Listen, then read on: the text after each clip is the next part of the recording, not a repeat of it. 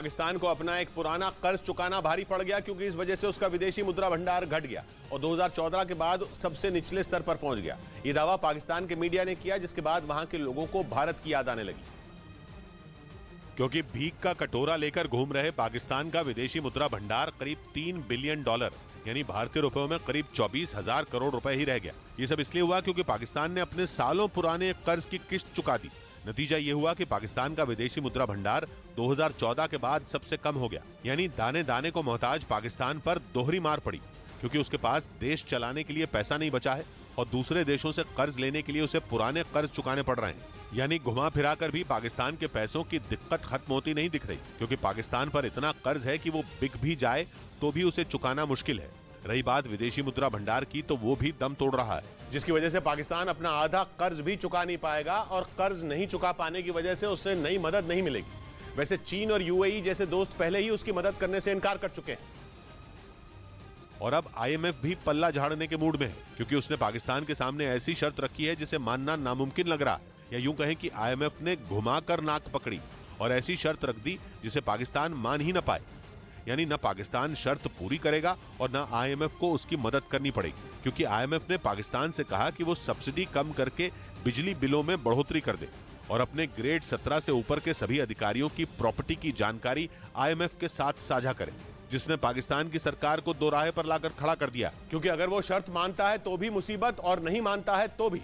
पाकिस्तान सरकार ने हाल ही में बिजली के बिल बढ़ाकर और कई तरह के टैक्स लगाकर जनता की जेब पर डाका डाला है। और अब अगर वो आईएमएफ की शर्त मानकर फिर से बिजली बिल बढ़ाती है तो फिर तो लोगों के सब्र का बांध टूट जाएगा और जो जनता खाने पीने की चीजों के लिए जंग लड़ रही है वो बवाल कर देगी, क्योंकि वैसे ही लोग वहां के नेताओं पर भड़के हुए हैं। उन्हें भारत की याद आ रही है। वहां के लोगों का कहना है कि अगर पाकिस्तानी नेताओं ने भारत से रिश्ते सुधारे होते तो उनकी ऐसी भिखमंगों जैसी हालत नहीं होती।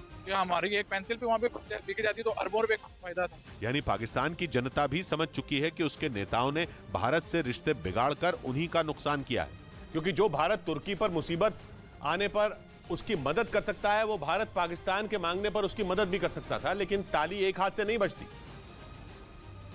और पाकिस्तान ने तो हमेशा से ही भारत को अपना दुश्मन माना, जिसका खमियाजा उसे अब भुगतना पड़ रहा है। प्रधानमंत्री ने जैसे ही तुर्की की मदद की, वहां के लोग भारत को ललचाई नजरों से देखने लगे। हमारा उनका मुकाबला नहीं रहा, अब हमें अपने गिरेबान में झांकना होगा। भारत से रिश्ते बिगाड़ने वाला पाकिस्तान पछता रहा है, क्योंकि उसकी काली करतूतों की वजह से भारत ने उसे फूटी कौड़ी तक नहीं दी, जबकि तुर्की की ओर भारत के पीएम ने मदद का हाथ बढ़ाया।